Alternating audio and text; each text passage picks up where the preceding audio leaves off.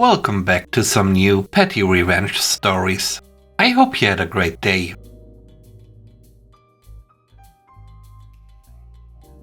The first story is called Shouldn't Be Rude. I was coming home from work one day in my car. I was on a sparsely used rural 2-lane highway, about 6 car lengths behind a flatbed truck. The truck slowly starts to drift into the other lane.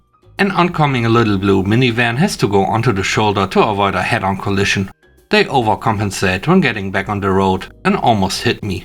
I then had to make the same maneuver and almost got into the ditch to avoid a head-on collision.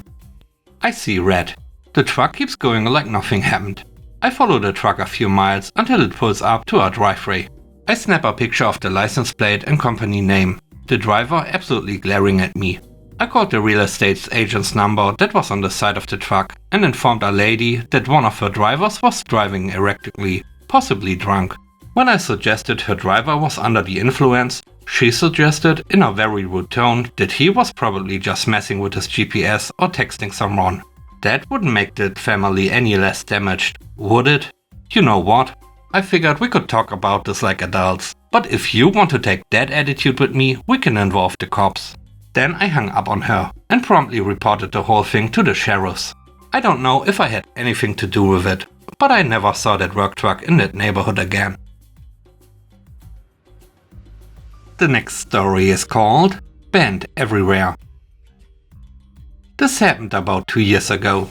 I used to be an assistant manager at a club and we were constantly understaffed, to the point I was working 4 to 6 different jobs a night. One day I was working at the front door, greeting guests, checking IDs, collecting the entrance fee, etc. Now, on the whole, guests weren't terrible, but sometimes you can tell when someone will most likely be trouble when they came inside. And I'm not the type of girl to feel bad for turning you away if you act disrespectfully. But this one night I was at the door until it was time to close. The last call is at 1:30 and doors close at 1:45. As an assistant manager, one of my duties was to close out registers and make sure the servers at the bar were even. This means after the front doors are closed, I have to leave to go to the other areas and work. We try and block off the front entrance and have all the guests exit through a side door close to the front. Now, here is where it starts. I had a tip jar at the front door that I leave alone until I'm done with my closing duties. Not the best idea, I'm aware. But I was always under an extreme amount of stress and didn't want to take the extra time to unlock the box and take the money out and move it to the office. So I go about all of the closing duties and I finally go to collect my tips in my jacket, only to find the tip jar is gone. I was mad. It wasn't an insane amount of money, but at least $80. So I ran through the cameras and found the 3 women who tried to take money out of the top. Realized they couldn't and just took the whole unit.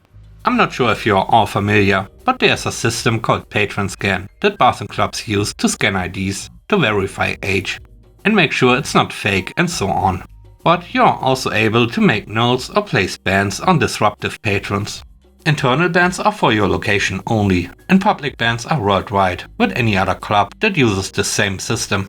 So once I knew who the 3 women were, I went digging through the guests from that day, well over 200, to find them. When I did, I placed a lifetime ban on them at our location.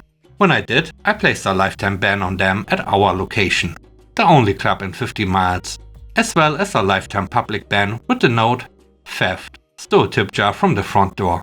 Now, I know it's not much, but I do know every other bar in the city and clubs within 200 miles in our state uses Patron Scan, let alone any other locations worldwide.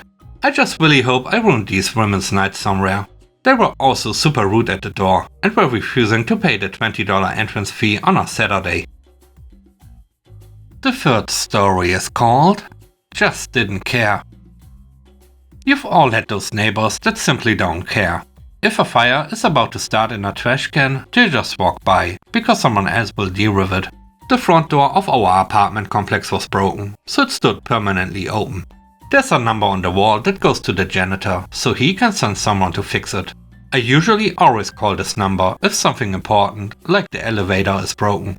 This time I figured it was someone else's time to call. It went 3 days and nobody called.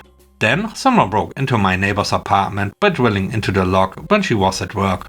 She then called her insurance company, and the insurance company sent someone out to look at it. and the insurance agent asked why the front door was wide open. My neighbor explained that they hadn't fixed it. Then the insurance agent asked how long it was since my neighbor had called them. She explained that she had not called anyone, and the insurance agent asked how long it had been like that. She said 5 days, and then the insurance agent told her that she was irresponsible and wouldn't get any insurance money. She paid out of her own pocket for a new lock, then complained to me about it. 4 more days passed with the door wide open. Then someone broke into her apartment one more time, this time by bending the door off the frame with some sort of machine. She called her insurance agent, and it was the same guy, who noticed that the front door still wasn't fixed. He asked her why they weren't fixing it, and she said she didn't know. He then asked her if she had called the janitor, and she said no. He then asked if she wanted him to call, and she said yes. He then called the janitor in front of her, then just left. Her apartment was completely trashed.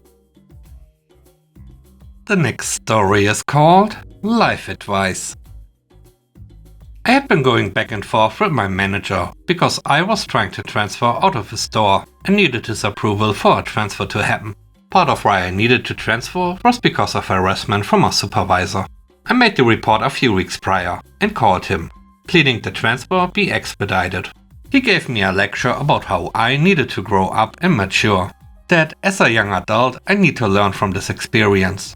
The whole time I was trying so hard to be passive and sweet and nice. I'm not the type of person who likes fighting. I figured kiss up until I'm out of that stupid location and I can move on. Not my job, not my problem, once I can get out. The entire time I knew that he didn't file the report, along with other proof of retaliation since the report, including the supervisor lying about me, trying to get me fired when I had proof he was lying.